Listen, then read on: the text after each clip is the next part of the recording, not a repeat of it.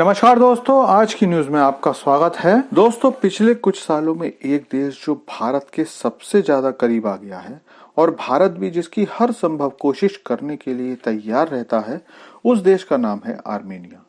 अब हालांकि ऐसा नहीं है कि पहले भारत के आर्मेनिया से रिश्ते अच्छे नहीं थे या आर्मेनिया भारत आपस में सहयोग नहीं करते थे, लेकिन अब दोनों देशों की बॉन्डिंग जबरदस्त हो गई है और ऐसे ही समय में आर्मेनिया ने भारत को एक जबरदस्त ऑफर दे दिया है। और इस ऑफर के बाद भारत को भारत मिडिल ईस्ट कॉरिडोर के अलावा यूरोप के लिए सामान भेजने का एक और रास्ता मिल जाएगा। तो चलिए जानते हैं कि कैसे आर्मेनिया के इस कदम से भारत और यूरोप को बहुत ज्यादा फायदा होने वाला है और इससे किसके पेट में सबसे ज्यादा दर्द होने वाला है। लेकिन आपसे रिक्वेस्ट है कि चैनल को सब्सक्राइब कर लीजिए, क्योंकि यहाँ आपको डिफेंस, फाइनेंस और फॉरेन पॉलिसी पर वीडियोस रोज मिलती हैं। तो दोस्तों, पिछले कुछ सालों में भारत बहुत सोच समझकर अपनी विदेश नीति को आगे बढ़ाता रहा है। इसके लिए लंबी प्लानिंग होती है और सारे डूज और डोंट्स पर काम करने के बाद ही इसे एग्जीक्यूट किया जाता है। जैसे कि इसका उदाहरण आर्मेनिया ही है।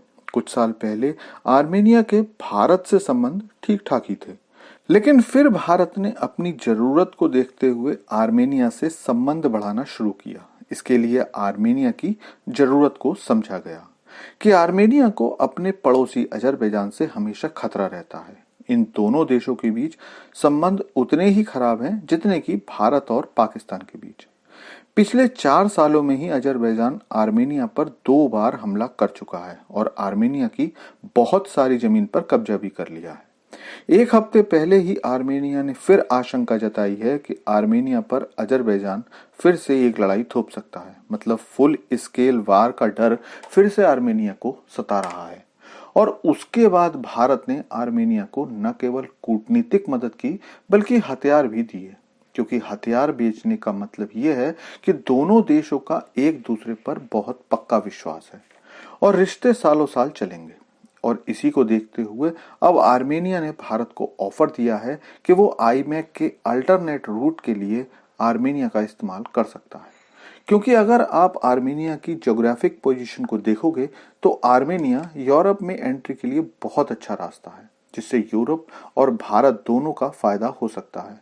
इसके लिए जो रास्ता है वो भारत से ईरान के चाबहार पोर्ट होता हुआ आर्मेनिया जाएगा और फिर एक के रास्ते यूरोप के अलग अलग देशों को सप्लाई किया जा सकता है। लेकिन आर्मेनिया के इस कदम से किन देशों को परेशानी होगी?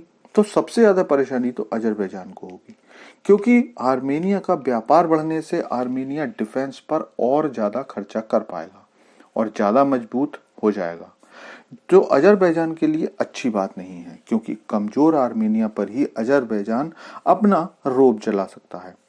इसके अलावा एक और देश है जिसे सबसे ज्यादा पेट दर्द होगा और वो देश है तुर्की, क्योंकि तुर्की खुद को हमेशा से यूरोप का प्रवेश द्वार मानता रहा है और एशिया, अफ्रीका से व्यापार के लिए कोई भी मार्ग बने, तुर्की उसका हिस्सा बनता है।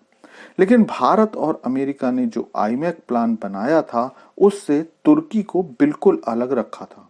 तुर्की ने उस समय काफी शोर भी मचाया था और इस मुद्दे पर काफी नाराजगी भी जाहिर की थी।